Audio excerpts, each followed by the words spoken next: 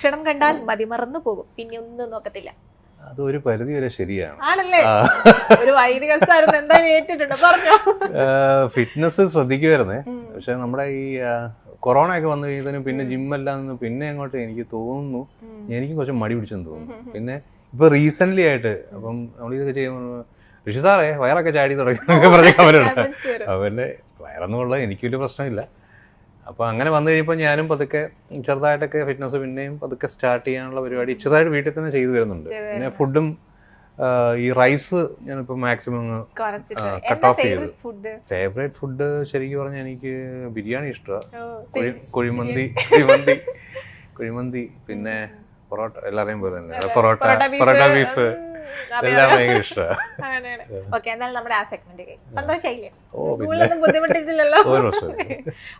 അടുത്ത റൗണ്ടിൽ എന്ന് പറയുന്നത് A to Z ആണ് നമ്മുടെ റൗണ്ടിന്റെ പേര്.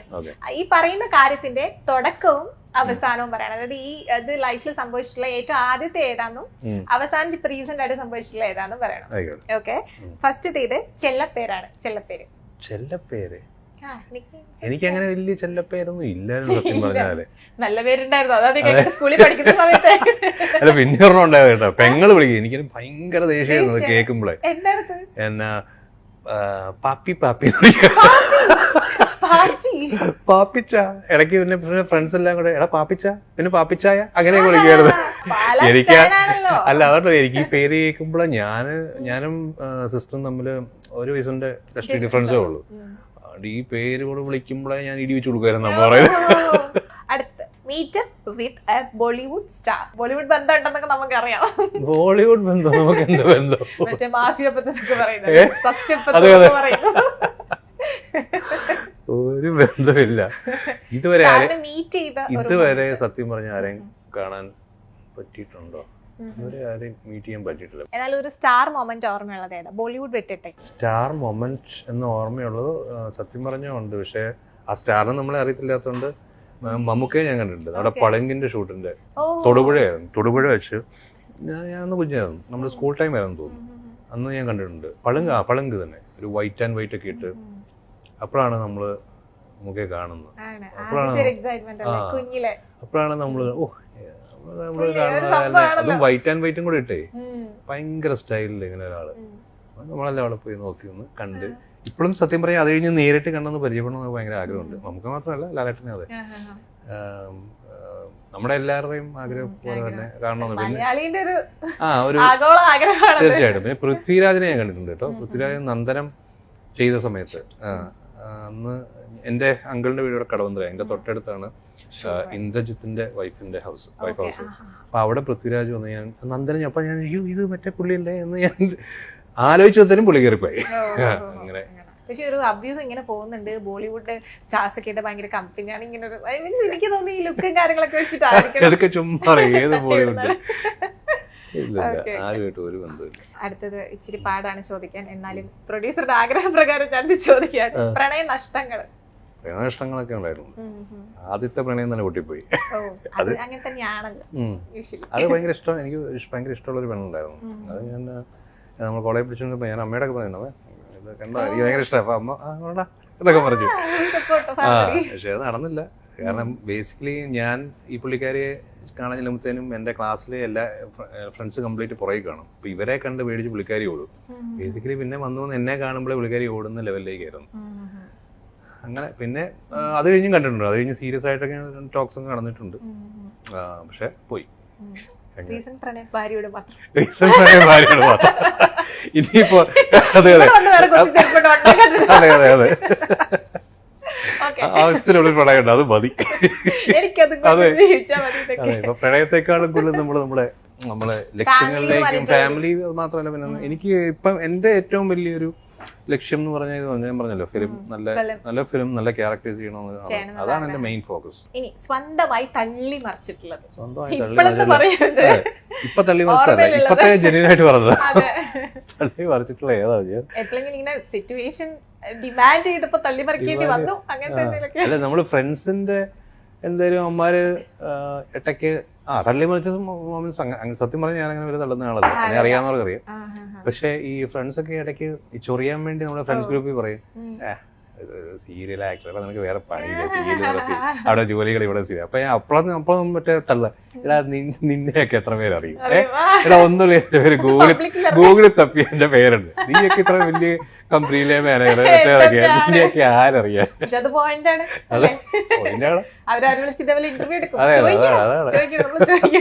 അൻഷിതയുമായി സെറ്റിൽ വഴക്കുണ്ടാക്കിയത്?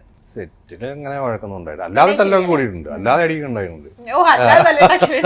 സെറ്റിൽ അങ്ങനെ സത്യം പറയാ, സെറ്റിൽ നമ്മുടെ അവിടെ ആരുമായിട്ടും അങ്ങോട്ടും ഇങ്ങോട്ടും അങ്ങനെ പ്രശ്നങ്ങളൊന്നും ഇല്ലാത്തൊരു സെറ്റാ, ഇതുവരെ ഉണ്ടായിട്ടില്ല. അവർ ചെറിയ ഇഷ്യൂസ് വല്ലതും ഉണ്ടായിട്ടുണ്ടല്ലോ ഉള്ളൂ, പക്ഷെ ഞാൻ അതിൽ ഇൻവോൾവ് അല്ല. ഇനിയിപ്പോ നമുക്ക് അടുത്ത ഒരു റൗണ്ടിലേക്ക്, അടുത്ത റൗണ്ട് എന്ന് പറയുന്ന ഒരു ജാക്ക്പോട്ട് പോലെ നമുക്ക് ഒരു കുഞ്ഞു ഗിഫ്റ്റ് ഒക്കെ ഉണ്ട്. എല്ലാം കൂടെ ഞാൻ ആ ചെറിയ കാറ് മതിയാവോ? അവസാനം പോകുമ്പോ എന്നെ തല്ലാണ്ടിരുന്ന ഫൺ ആൻഡ് വിൻ എന്നാണ് ഇതിൻ്റെത്. ഇതിൽ 2 ക്വസ്റ്റ്യൻ ഉണ്ടാവും, ഒരു ടങ് ട്വിസ്റ്ററും ഒരു കുസൃതി ചോദ്യം. അപ്പൊ ഈ ടങ് ട്വിസ്റ്ററോ അല്ലെങ്കിൽ കുസൃതി ചോദ്യം ഏതെങ്കിലും ഒന്നിന് ആൻസർ പറയുകയാണെന്നുണ്ടെങ്കിൽ ഗിഫ്റ്റ് കിട്ടും, 2നും ഫെയിൽ ആവുകയാണെങ്കിൽ പിന്നെ പറയണല്ലോ, ഇങ്ങോട്ട് തന്നാ മതി. ഓക്കെ, പോവല്ലേ? എന്തൊരു എനർജി കുറവ് ഉണ്ടല്ലേ? ഫസ്റ്റത്തെ ടങ് ട്വിസ്റ്ററിലോട്ട് പോവാം. നാവുരുളി കേട്ടോ എന്ന് പറഞ്ഞു. നാവുരുളി. ഓക്കെ. രാമമൂർത്തിയുടെ മൂത്ത പുത്രൻ കൃഷ്ണമൂർത്തി. രാമമൂർത്തിയുടെ മൂത്ത പുത്രൻ കൃഷ്ണമൂർത്തി. രാമമൂർത്തിയുടെ മൂത്ത പുത്രൻ കൃഷ്ണമൂർത്തി. 3 പ്രാവശ്യം ഫാസ്റ്റ് ആയിട്ട്. രാമമൂർത്തിയുടെ മൂത്ത പുത്രൻ കൃഷ്ണമൂർത്തി. രാമമൂർത്തിയുടെ മൂത്ത പുത്രൻ കൃഷ്ണമൂർത്തി.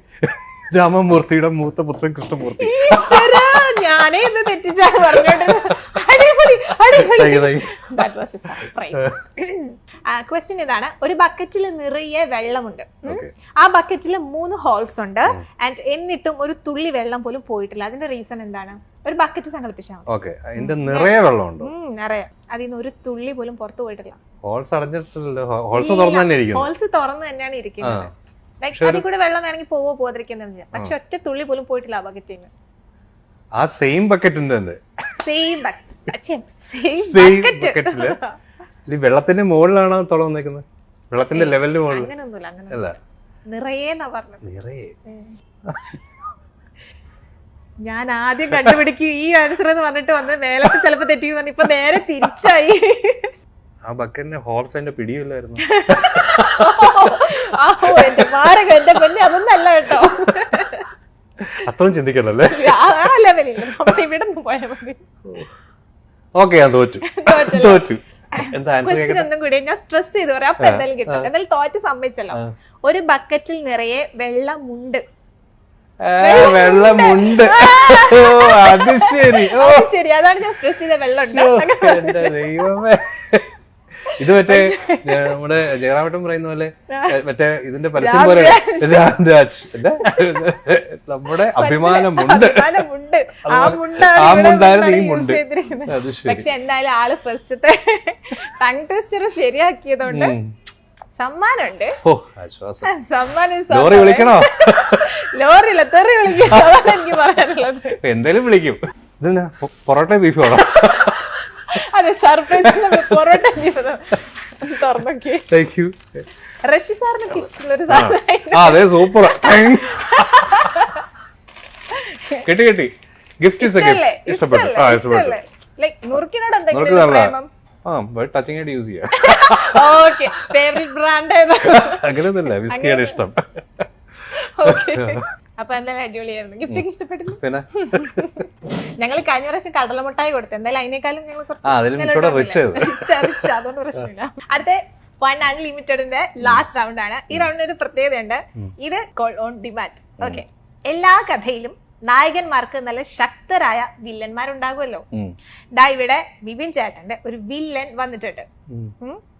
എന്താ സർപ്രൈസ് ആയോ? ഷോ അത് ഇങ്ങനെ ചോദിക്കണ്ടല്ലോ, എന്താ സർപ്രൈസ് ആയോ? അത് വേണ്ട, നമുക്ക് ഒന്നും കൂടി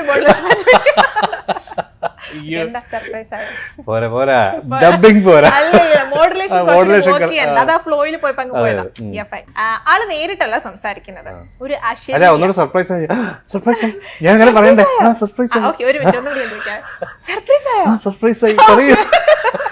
ആളെന്തായാലും നേരിട്ട് വരുമോ സംസാരിക്കോ ഒന്നുമില്ല, നേരിട്ട് കാണാൻ ആൾക്ക് ഇഷ്ടമുള്ള എന്നൊക്കെ. അപ്പൊ എന്തായാലും ആളുടെ ഒരു അശരീരി നമുക്ക് വേണ്ടിട്ട് സെൻഡ് ചെയ്തിട്ടുണ്ട്. ആ അശരീരി കേട്ടാലോ? ഹലോ ബിബിൻ ബ്രോ, നമസ്കാരം. ഇത് അഭിമാധവാണ്. നിങ്ങളുടെ കൂടെ എവിടെയിലെ പ്രശ്നക്കാരനായ മോഹനൻ. അപ്പോൾ ഇന്ത്യ ഗ്ലീഡ്സ് എന്ന് വിളിച്ചിട്ട് ഇന്നത്തെ ഇൻ്റർവ്യൂ ബിബിൻ ജോസുമായിട്ടാണ്. അപ്പോൾ മോഹൻ ഋഷിയോട് നേരിട്ട് എന്താണ് ചോദിക്കാനുള്ളതെന്ന് ചോദിച്ചു. അപ്പോൾ മോഹനായിട്ട് തന്നെയാണ് എനിക്ക് ചോദിക്കാനുള്ളത്. മോഹനൻ ഒരുപാട് ഋഷിയെ കാണാനായിട്ട് ശ്രമിച്ചായിരുന്നു, ഇതുവരെ നടന്നിട്ടില്ല. അപ്പോൾ ഇനി റാണിയമ്മയുടെ കൂട്ടുപിടിച്ചോ മറ്റോ നിങ്ങളുടെ കോളേജിൽ ഒരു അധ്യാപകനായിട്ട് മോഹനൻ വരുവാണെങ്കിൽ നിങ്ങൾ എങ്ങനെയായിരിക്കും പ്രതികരിക്കുക എന്ന് അറിഞ്ഞാൽ കൊള്ളാം. കാലെടുത്തോണ്ട് അടിച്ച് ഓടിക്കുന്നു.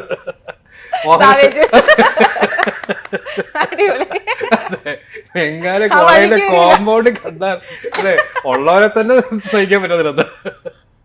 ഇപ്പൊ മോഹൻ എന്നാലും പോരാ, നമുക്ക് അവിടെ ചങ്കം വെട്ടാം. റഷ്യായിട്ട് നിന്നൊരു മാസം റിപ്ലൈ കൊടുത്തേ. അതാ പറഞ്ഞ അടിച്ച് കാലൊടിക്കും വേറെ ഏരിയ കണ്ടാൽ. ചേട്ടനായിട്ടുള്ള ഒരു വർക്കിംഗ് എങ്ങനെയാണ്? സത്യം പറഞ്ഞാൽ ഞങ്ങൾക്ക് അധികം കോമ്പോ ഒന്നും വന്നിട്ടില്ല. അതെ, കാണാൻ ശ്രമിച്ചിട്ട് കാണാൻ ശ്രമിച്ചിട്ട് ഈ രണ്ട് ക്യാരക്ടേഴ്സുമായിട്ട് അങ്ങനെ കൂട്ടിമുട്ടുന്ന ഒരു സന്ദർഭം വന്നിട്ടില്ല.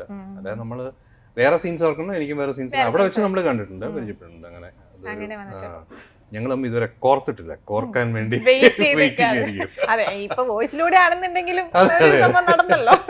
അത് മതി.